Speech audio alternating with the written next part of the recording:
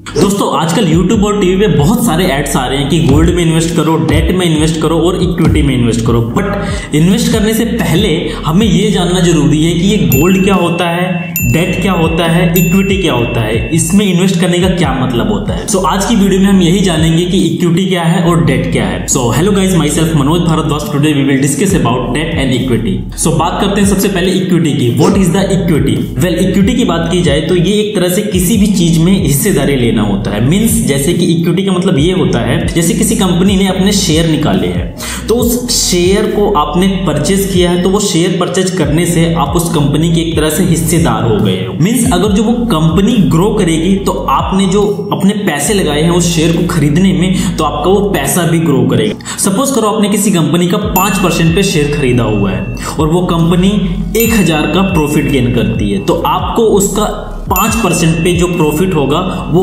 आपको मिल जाएगा। जैसे कि सपोज 1000 पे 5% का प्रॉफिट 50 रुपए बन रहा है, तो 50 रुपए आपको मिल जाएंगे, यानी कि आपका जो प्रॉफिट हुआ है वो 50 रुपए का हुआ है। और वहीं आगे चल के इस बार कंपनी को सिर्फ 500 का ही प्रॉफिट होता है, तो आपका 5% का प्रॉफिट सिर्फ आपको 25 रुपए ही मिलेगा।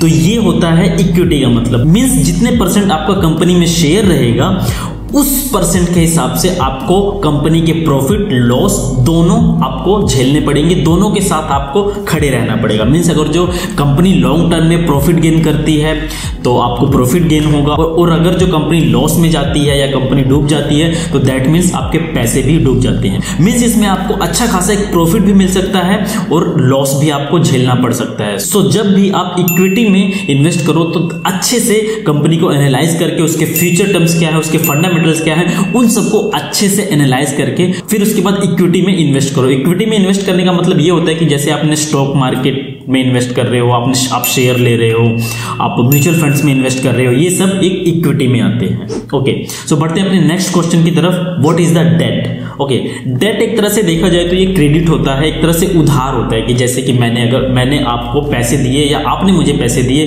5% पे, 6% पे, वो होता है। इसमें क्या होता है, डेट में ये होता है कि आपको रिस्क नहीं होता है। आपने जो पैसे लगाए हैं उस पैसे को आपको प्रॉफिट मिलेगा। जैसे कि आपने 1000 रुपए लगाए हैं किसी कंपनी में 5% के हिसाब से, तो 5% के हिसाब से 1 साल बाद आपको कंपनी की तरफ से 1000 प्लस आपका 5% का रिटर्न 50, यानी कि 1050 रुपए आपको वो मिलेगा ही मिलेगा, चाहे कंपनी लॉस में जाए चाहे कंपनी प्रॉफिट में जाए। आप उतना ही गेन करोगे जितने परसेंट पे आपने वो डेट दिया होगा, या जितने परसेंट में आपने डेट किसी से लिया होगा आपको उतना ही पे करना होता है। डेट में इन्वेस्ट करने का मतलब ये है कि आपके पैसे सेफ रहते हैं और आपको जो एक गारंटेड इंटरेस्ट रहता है उस इंटरेस्ट के साथ आपको पैसे मिल जाते हैं। सो ये पॉजिटिव पॉइंट होता है डेट का। और इसके नेगेटिव पॉइंट्स क्या है? नेगेटिव पॉइंट्स का मतलब ये होता है सपोज अगर जो कंपनी 1000 करोड़ का भी प्रॉफिट गेन कर रही है, लाखों करोड़ का प्रॉफिट गेन कर रही है, लेकिन फिर भी आपको उतने ही मिलेंगे जितने आपने डेट में लगाए होंगे, जितना आपका टर्म्स रही होगी। सो ये बस थोड़ा सा डिफरेंस है डेट और इक्विटी में। इक्विटी में क्या होता है,